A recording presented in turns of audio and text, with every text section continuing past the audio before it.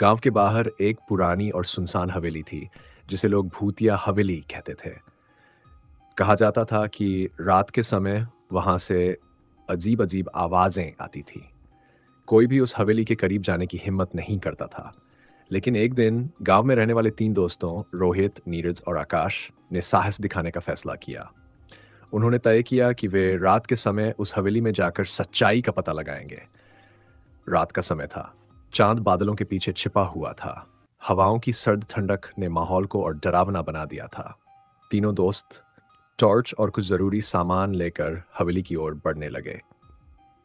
जैसे ही वे हवेली के दरवाजे के पास पहुंचे, दरवाजा खुद ब खुद चरमराहट के साथ खुल गया। हवेली के अंदर घुसते ही उन्हें जगह जगह मकड़ी के जाले और धूल की मोटी परत दिखाई दी। चारों ओर एकदम सन्नाटा था, लेकिन ऐसा लग रहा था जैसे कोई उन्हें देख रहा हो। अचानक एक तेज हवा का झोंका आया और एक पुरानी खिड़की जोर से बंद हो गई। तीनों दोस्त डरकर सिहर उठे। वे एक कमरे में पहुंचे, जहां दीवारों पर अजीब पेंटिंग्स टंगी हुई थी। उन पेंटिंग्स की आंखें ऐसे लग रही थी जैसे वे हर हरकत पर नजर रख रही हों। तभी एक कोने से धीमी और कराहने की आवाज आने लगी।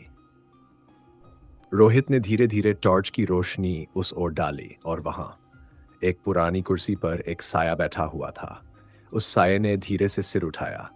उसकी आंखें खून जैसी लाल थीं और चेहरा इतना विकृत कि उसे देखना मुश्किल था। वह धीरे धीरे उठकर उनकी तरफ बढ़ने लगा।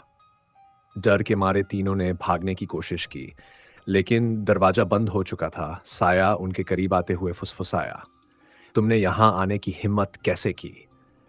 अचानक हवेली की सारी खिड़कियां और दरवाजे जोर जोर से खुद ब खुद खुलने और बंद होने लगे।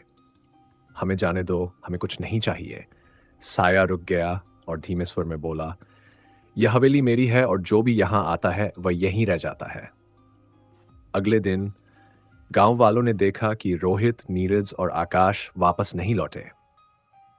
जब कुछ लोगों ने हिम्मत जुटाकर हवेली के अंदर जाने की कोशिश की, तो उन्हें वहां तीनों की केवल पुरानी तस्वीरें मिलीं, जो दीवारों पर टंगी हुई थी। उन तस्वीरों में तीनों की आंखें लाल थीं और वे अजीब सी मुस्कान लिए हुए थे। उस दिन के बाद कोई भी उस हवेली की ओर देखने तक की हिम्मत नहीं करता। आ, कहते हैं जो वहां जाता है वह खुद उसी हवेली का हिस्सा बन जाता है।